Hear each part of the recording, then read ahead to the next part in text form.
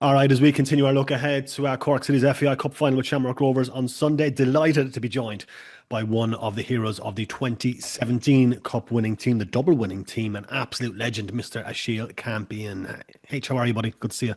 I'm doing very well. Nice to be here with you. Yeah, it's good to see you, man. It's really good to see you. It's been a while. It's been a long while. It's been, what, 7 years since you played for Cork City? It's going by too fast. It's going by too fast, yeah.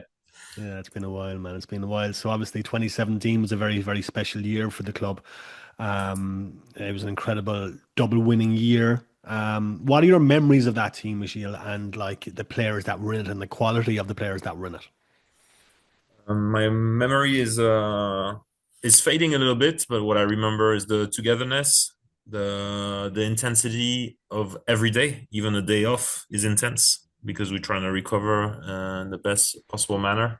I remember a strong staff that pushed us to our limits, and yeah, there was great characters in the team. And obviously, we all know Cork, and the supporters are incredible. So that was a really good connection that year. Yeah, you in particular seem to have a fantastic connection with the Cork City fans. You became a hero to the Cork City fans. Well, yeah, but that's mostly because of the goal in the final. Other than that, they were fantastic with everybody in the team. There was not one person, but I mean, when you have the results, it's easier to have that feeling. But I feel like yeah, the fan base is fantastic. Yeah, absolutely fantastic stuff indeed. So you arrived, I think it was the end of 2016 for the 2017 season. City had obviously won the cup under John Caulfield the previous year. They had pushed Dundalk really, really close. Was there a feeling in that team that you had enough to go on and win the league that year and kind of beat Dundalk finally to the league title? Yeah, definitely. The belief, despite what the press said at the time, they had the belief. And I joined Cork City back then. I haven't played them a year previously with the Sligo Rovers, and I was impressed with the back line of Kenny Brown and Anne Bennett. And that was a big shock to me back then when Kenny left at the beginning of the season because I really like that player. Mhm. And then in the end, it all went okay.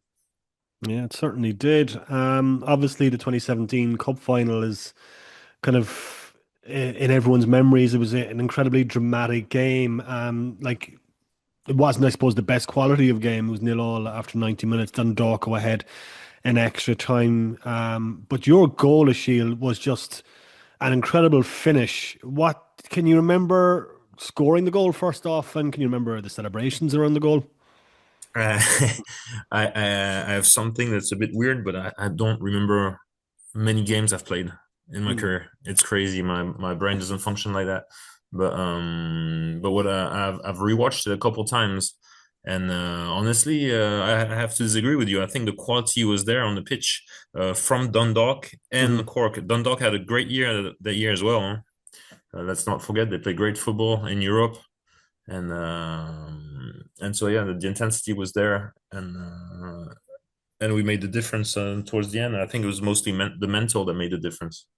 Yeah, it was that resilience, I suppose. That kind of probably came from John Caulfield, I'd imagine, and his kind of management style, I suppose. He kind of instilled that belief in every player that yes, you are good enough, go out and win the game.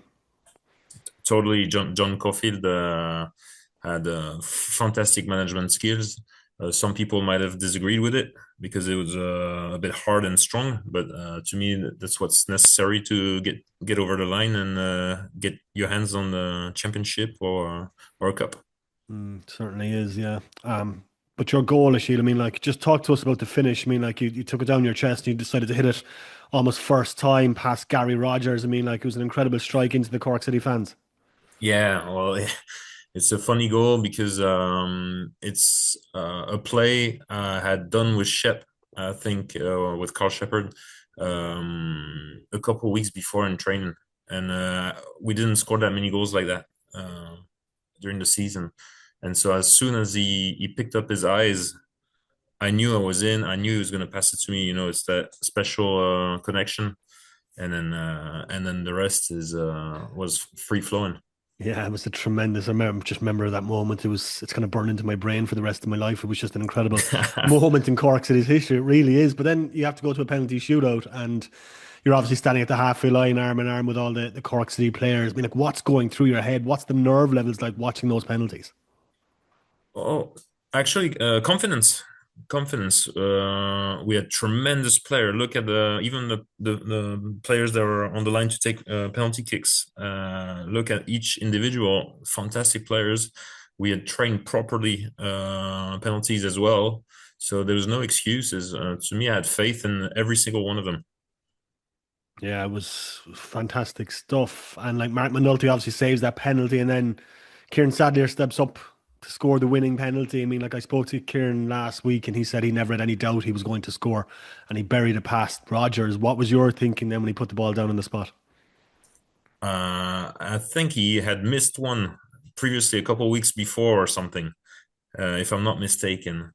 And I had obviously faith in Kieran's quality. He's a fantastic player. I've played with him at Sligo prior to my time in Cork, and he's one of the person I enjoyed the most to play my football with.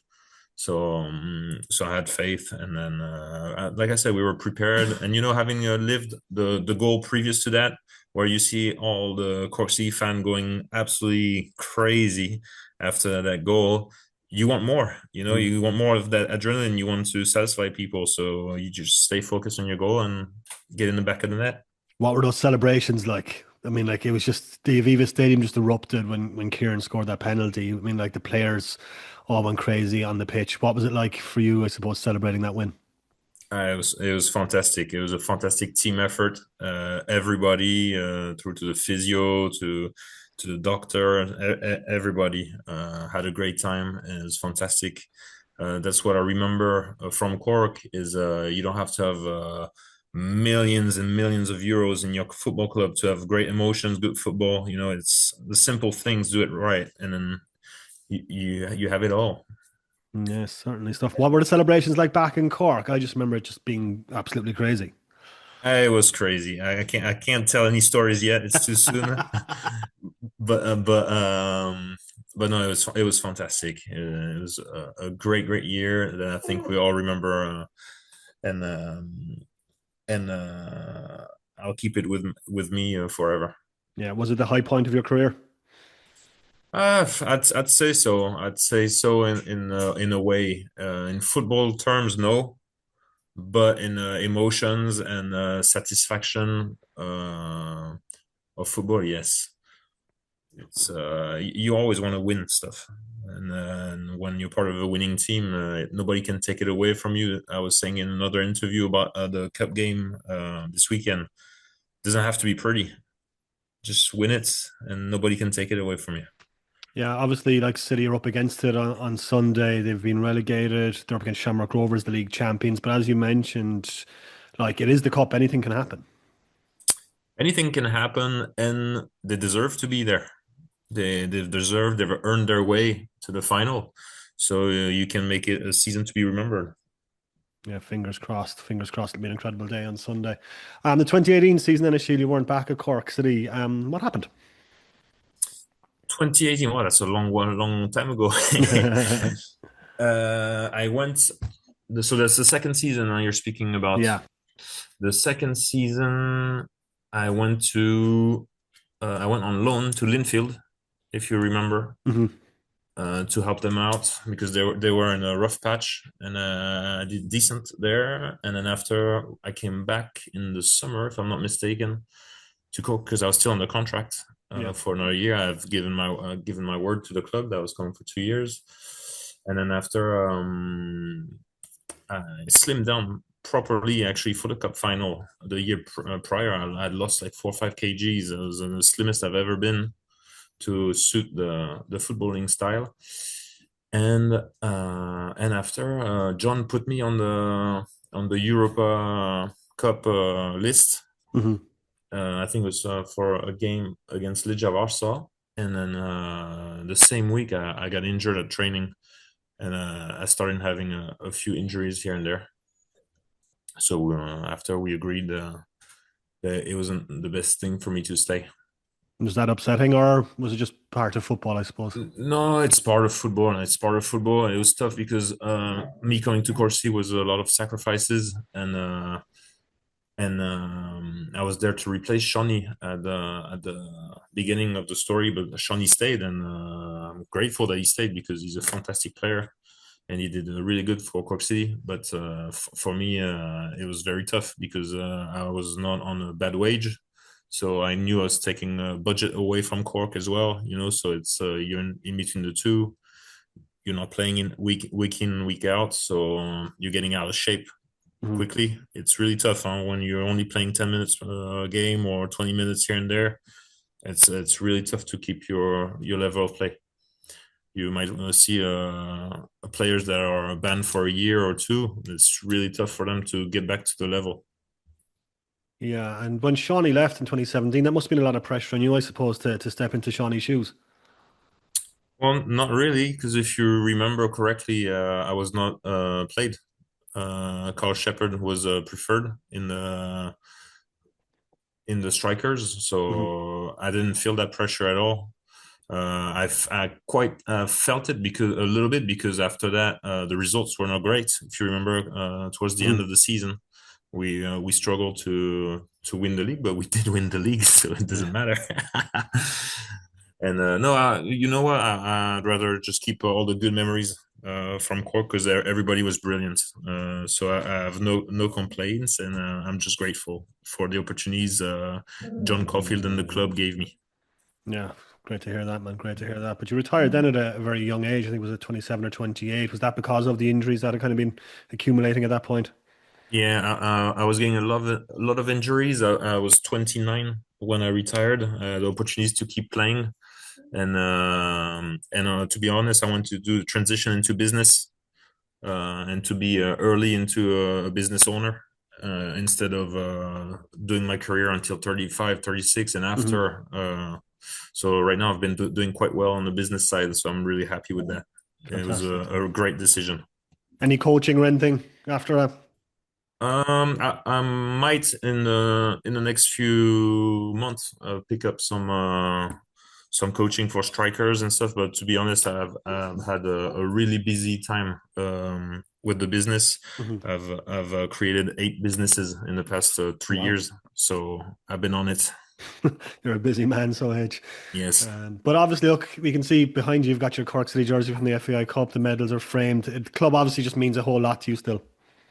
Yeah, totally, totally. I love the people. I love the people of Cork. I like the attitude. I love the region.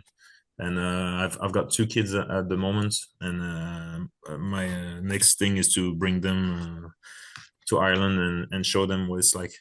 Yeah, It's well, definitely a place I could come back and live in. come back to Cork, but we'd love to have you back in Cork. Yeah, I would love so. It's just been a pleasure catching up with you, sir. Thanks very much, and hopefully we'll see you in Cork soon. Sounds good. Take care, Rory.